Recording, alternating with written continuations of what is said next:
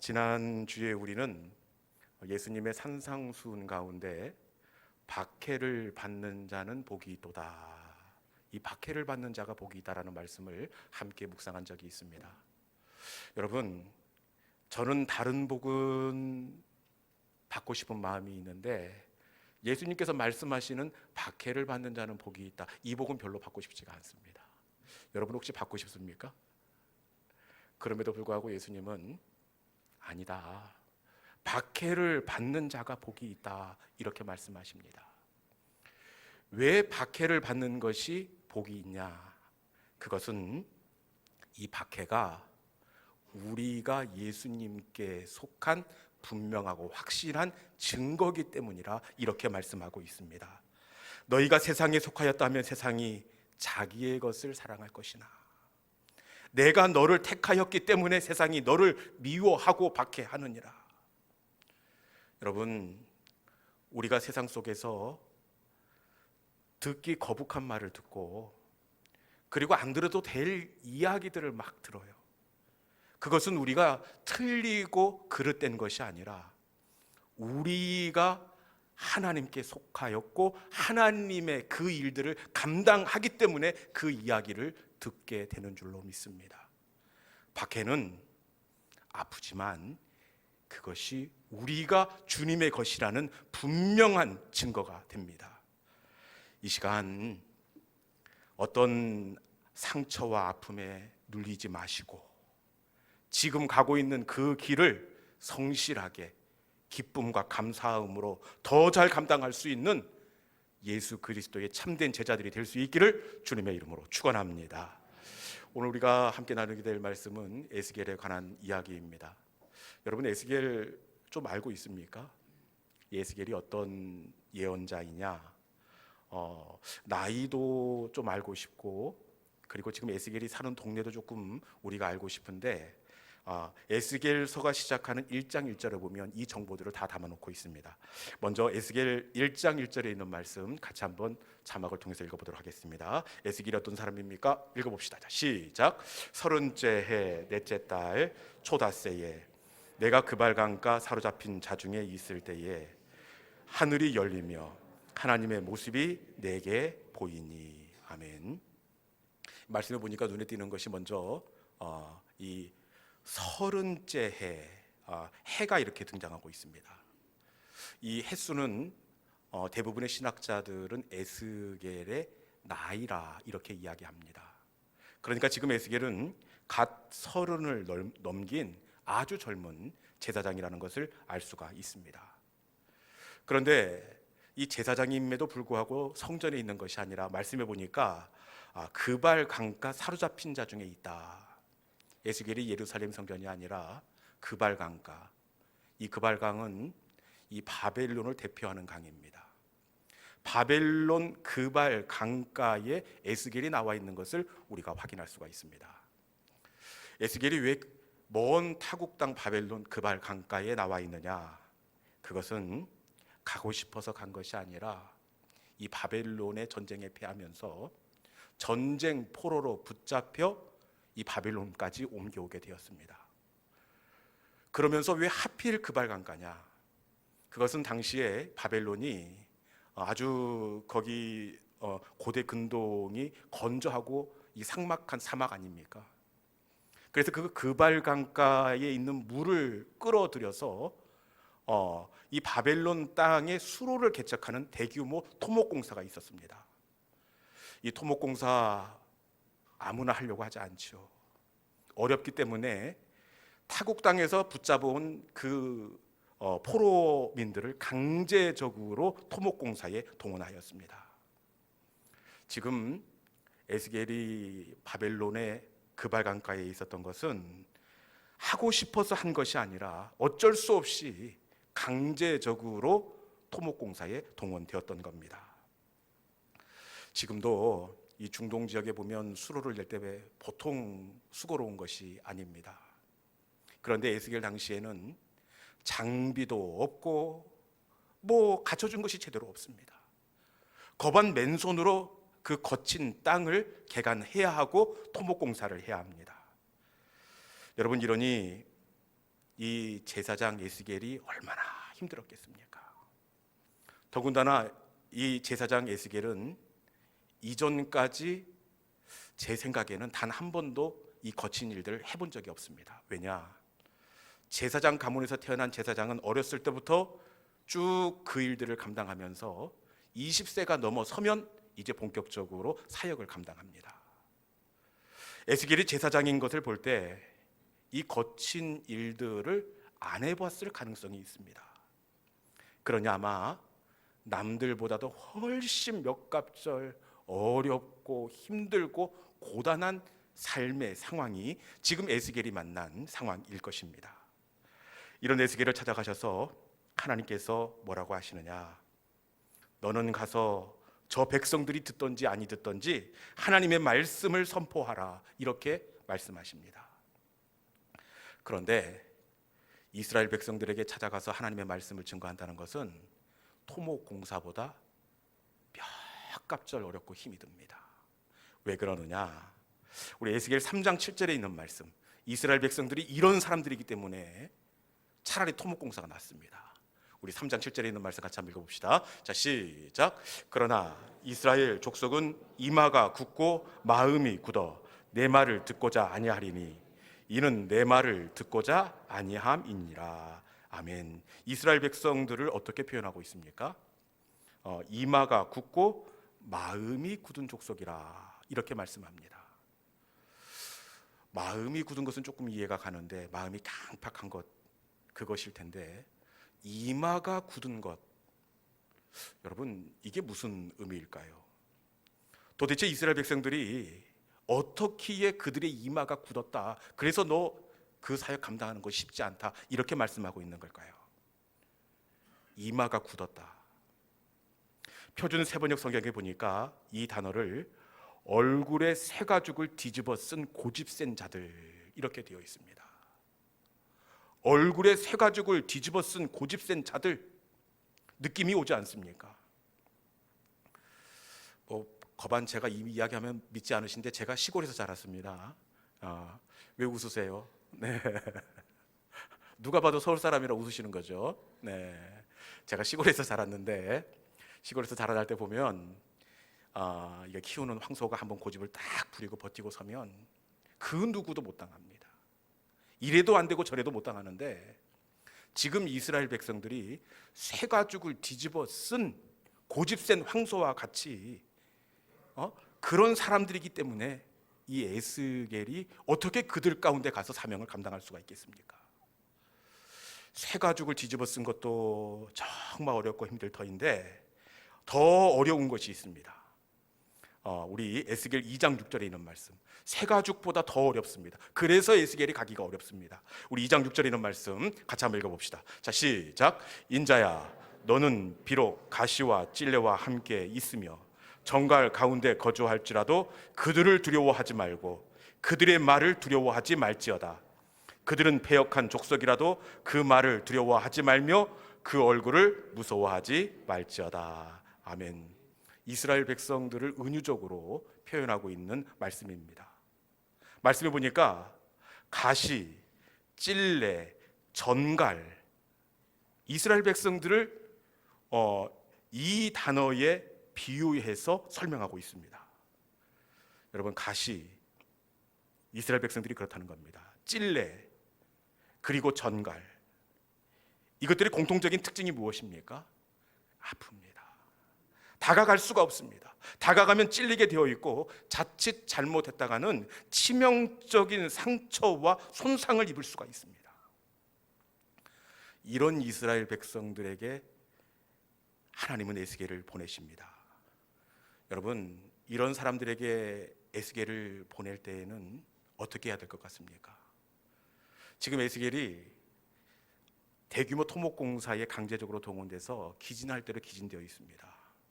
그렇기 때문에 에스겔을 보내시려면 최소한 그들이 뒤집어 쓰고 있는 완고한 새 가죽을 벗겨주시던지, 그것도 아니면 찔레를 꺾으시고 가시 울타리를 넘어뜨린 다음에 에스겔아 가라, 이렇게 말씀해야 되는 것 아니겠습니까?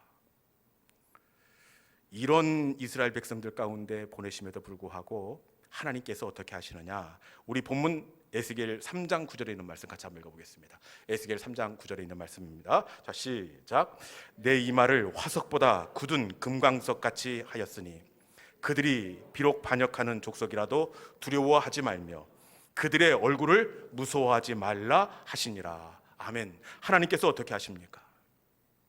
내 이마를 금강석 같이 하였으니, 하나님은 에스겔의 이마를 화석보다 굳은 금강석 같이 만드셨습니다. 누가 봐도 찔레를 꺾으시던지 새가죽을 벗기시던지 아니면 가시 울타리를 넘긴 다음에 이 에스겔을 보내야 할 것 같은데, 그들은 그대로 두시고 하나님은 에스겔의 이마를 금강석처럼 만드셨다는 사실입니다. 금강석이 뭐냐? 금강석, 제가 사전을 찾아보니까 순수하게 탄소로만 구성된 매우 단단한 광물로 여기가 중요합니다. 다이아몬드라고도 불리며 현재까지 알려진 자연산 물질 가운데 가장 경도가 높은 광물, 이 금강석은 바로 우리가 알고 있는 다이아몬드였습니다. 여러분, 이것이 바로 우리 하나님의 일하시는 방법입니다. 하나님은 가끔씩, 제가 보니까 성경에 아주 가끔씩 상황과 환경을 바꾸어 주시기도 합니다. 그런데 대부분 하나님은 어떻게 하시느냐? 상황과 환경을 바꾸시는 것이 아니라 하나님의 사람을 강하게 하셔서 그 상황을 뛰어넘게 하신다는 사실입니다. 여러분, 바울이 육체의 가시를 이기게 하시는데 어떻게 하십니까? 이 가시를 빼달라고 하나님 앞에 3번이나 그렇게 간구했습니다. 얼마나 처절하게 기도했는지 몰라요. 그럼에도 불구하고 우리 하나님은 바울 가운데 어떻게 응답하십니까? 우리 생각에는 그거 좀 빼주면 좋을 텐데, 하나님은 가시를 빼시는 것이 아니라 내 은혜가 내게 족하다, 약한 그때가 곧 강함이라, 내게 능력 주시는 자 안에서 내가 모든 것을 할 수 있느니라, 가시를 빼주시는 것이 아니라 오히려 사도 바울의 믿음을 정금같이 금강석같이 빚으셔서 가시를 이기고 정가를 이기게 하셨다는 사실입니다. 여러분, 우리 예수님이 십자가를 감당하심도 마찬가지 아닙니까? 이 십자가가 옮겨질 수 있도록 밤을 새워서 어떻게? 땀방울이 핏방울이 되도록 그렇게 몸부림을 쳤어요. 그런데 우리 하나님은 어떻게 응답하시느냐?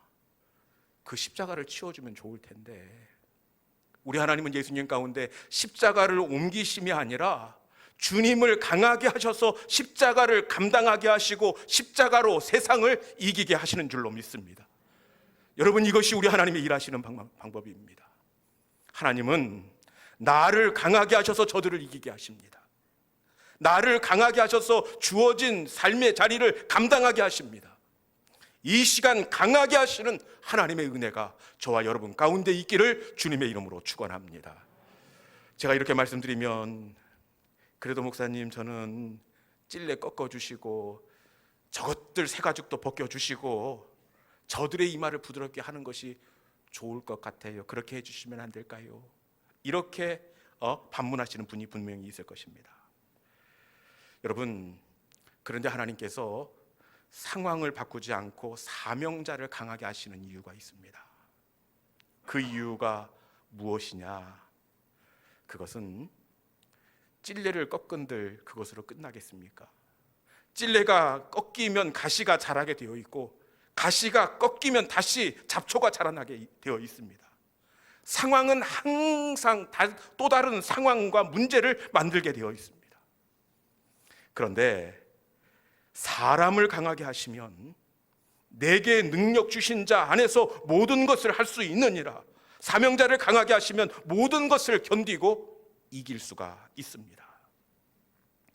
여러분, 애벌레를 한번 보십시오. 애벌레에게는 사소한 모든 것이 장애물이고 위험일 수밖에 없습니다. 만약에 애벌레를 위해서 돌부리를 치우면 이게 끝이 아니고 나뭇가지가 나와요. 나뭇가지 옮기면 모래사장이 나오고 모래사장 넘어서게 하면 그 다음은 거대한 웅덩이가 나옵니다. 이때는 어떻게 할 겁니까? 상황을 바꿔서는 절대로 해답이 될 수가 없습니다. 가장 확실한 방법은 애벌레가 변하여 나비가 되는 것입니다. 나비가 된 다음부터는 그 무엇도 장애물이 될 수가 없습니다. 그렇기에 하나님은 항상 상황을 변화시키는 것이 아니라 하나님의 사람을 나비로 금강석으로 강하게 하셔서 상황을 뛰어넘게 하신다는 사실입니다. 이 시간 강하게 하시는 하나님의 은혜가 저와 여러분 가운데 있기를 주님의 이름으로 축원합니다. 그러면 어떻게 에스겔이 금강석 같은 단련된 믿음으로 사명을 감당할 수가 있었을까요? 에스겔이 금강석이 될 수 있었던 그 비결이 있는데 우리 에스겔 1장 1절에 있는 말씀 봉독한 바가 있는데 다시 한번 읽어보겠습니다. 에스겔이 이것 때문에 강화해질 수가 있었습니다. 우리 1장 1절 말씀 같이 읽어봅시다. 자, 시작. 30째 해 넷째 달 조다새에 내가 그발 강가 사로잡힌 자 중에 있을 때에 하늘이 열리며 하나님의 모습이 내게 보이니. 아멘. 에스겔이 어떻게 금강석 다이아몬드가 될 수 있었느냐? 말씀해 보니까 사로잡힌 자 중에 있을 때에 하늘이 열리며. 에스겔이 금강석으로 빚어질 수 있었던 것은 바로 하늘이 열렸기 때문입니다. 사로잡힌 자 중에 있어서 미래도 닫히고 소망도 없는 그발강가에 있었지만 하늘이 열릴 때 에스겔은 더 이상 바벨론의 포로가 아니라 하나님의 포로가 되었다는 사실입니다. 하나님의 포로가 되자 에스겔은 더 이상 상황과 환경에 눌리지 않는 금강석 다이아몬드가 될 수가 있었습니다. 에스겔에게 시작된 회복은 바로 하늘이 열리는 것에서부터 출발했다는 사실입니다. 그런데 성경에 시작된 모든 하나님의 회복은 보니까 하늘이 열리는 것으로부터 출발한다는 겁니다. 출애굽한 이스라엘 백성들에게 광야에서 하나님께서 만나와 메추라기를 먹이십니다. 가장 먼저 어떻게 하시느냐? 하나님은 만나와 메추라기를 내리시기 전에 하늘문을 여시고 그 다음에 만나와 메추라기를 나리워 주셨습니다. 사도 요한이 밤모섬에 유배되어 어렵고 힘든 시간을 보내고 있을 때에도 하나님은 사도 요한을 어떻게 회복시켜 주시느냐? 역시 하늘문을 열어 천국을 보여주십니다. 하늘이 열릴 때 사도 요한은 밤모섬의 유배자가 아니라 하늘을 사는 전도자가 될 수가 있었습니다. 우리 예수님도 마찬가지더라고요. 예수님께서 병자를 고치고 죽은 자를 살리시고 귀신을 내어쫓습니다. 그런데 이 금강석 같은 이 사역이 어디서부터 출발하느냐? 그건 역시 하늘이 열리는 시간으로부터 시작된다는 사실입니다. 예수님께서 요단강에서 세례를 받으실 때 하늘이 열리고 그리고 성령이 비둘기같이 그 머리 위에 임하셨습니다. 하늘이 열리고 은혜의 문이 열린 다음에 우리 예수님의 그 엄청난 사역들도 시작되었다는 사실입니다. 이 시간 예수님이 경험한 열린 하늘, 에스겔이 경험한 그 열린 하늘 우리도 경험하면 저와 여러분도 금강석 같은 단련된 믿음으로 새롭게 빚어지게 될 줄로 믿습니다. 이제 말씀을 정리할 텐데, 여러분, 하나님께서 이 에스겔을 붙잡혀온 이스라엘 가운데 사명자로 이렇게 보내세요. 그런데 그들은 완고한 새 가죽을 뒤집어 쓴 백성이고 찔레와 정갈과 같은 사람입니다. 그렇기에 당연히 저들의 가죽을 벗기고 찔레를 꺾을 것 같은데 우리 하나님께서 어떻게 하십니까? 하나님은 저들을 바꾸시 않으시고 에스겔을 금강석같이 강하게 하셨다는 사실입니다. 이게 바로 우리 하나님의 일하시는 방법입니다. 하나님은 상황과 형편을 바꾸시는 분이 아니라 오히려 사명자를 강하게 하십니다. 십자가를 옮기시는 분이 아니라 십자가를 질 수 있는 힘을 주시고, 육체의 가시를 빼주시는 분이 아니라 육체의 가시를 감당할 수 있는 인내심을 주시고, 그리고 감당할 수 있는 건강을 허락해 주신다는 사실입니다. 여러분, 우리 하나님은 우리의 상황을 바꾸지 않으시면 나를 강하게 하실 줄로 믿습니다. 에스겔이 경험한 그 하늘이 열리면 우리도 에스겔처럼, 사도 요한처럼 우리도 강하게 새롭게 될 수가 있습니다. 이 시간 에스겔에게 은혜의 문을 열어주신 그 하나님, 우리 가운데에도 은혜의 문을 열어주심으로 말미암아 우리의 이마가 우리의 삶에 맞서 싸울 수 있는 정금 같은 금강석으로 빚어지는 복된 예배의 자리가 될 수 있기를 주님의 이름으로 축원합니다. 이 시간 주신 말씀을 기억하면서 주님, 예배의 지성소에서 에스겔이 경험했던 그 열린 하늘, 제가 잠잠히 기다립니다. 주님, 회복의 출발은 하늘이 열리고, 그리고 하나님이 보여지면 그 다음에 그가 변하여 금강석이 된다, 이렇게 말씀하시는데, 주님, 제 삶의 자리를 변화시키지 않으신다면 이 예배의 자리를 통하여 하늘문을 여시고 하나님 만나게 하여 주시고, 제 이마가 금강석같이 단련되게 하여 주시옵소서. 나를 변화시키시고 주님, 내 삶의 자리를 감당할 수 있는 힘과 은혜를 더하여 주시옵소서. 이 시간에 주신 말씀을 기대하면서 이곳에서 주님의 열린 은혜의 하늘을 기다립니다. 우리 함께 여호와의 유월절 찬양하면서, 기도하면서 이 찬송을 주님께 올려드리도록 하겠습니다.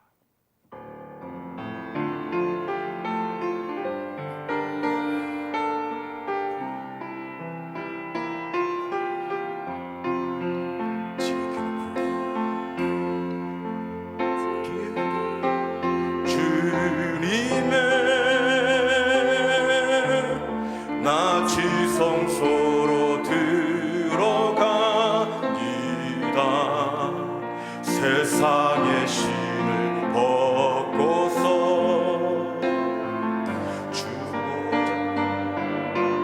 엎드리리. 내 주를 향한 사랑과 그 신뢰가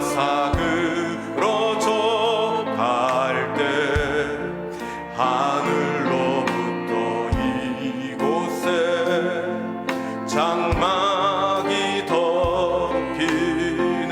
다시 한번 할까요? 지극히 높은 주님의, 지극히 높은 주님의 나 지성소로 들어갑니다. 세상의 신을 벗고서 주 보좌 앞에 엎드리. 내 주를 향한 사랑과 그 신뢰가 사그러져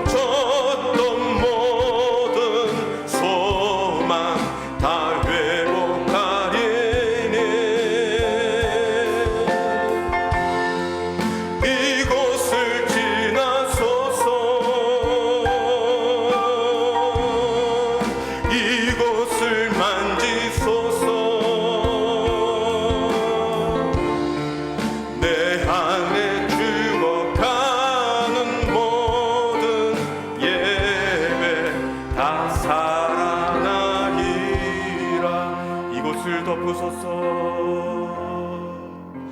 이곳을 덮으소서. 이곳을 비추소서. 내 안에 무너졌던 모든 소망 다 회복하리니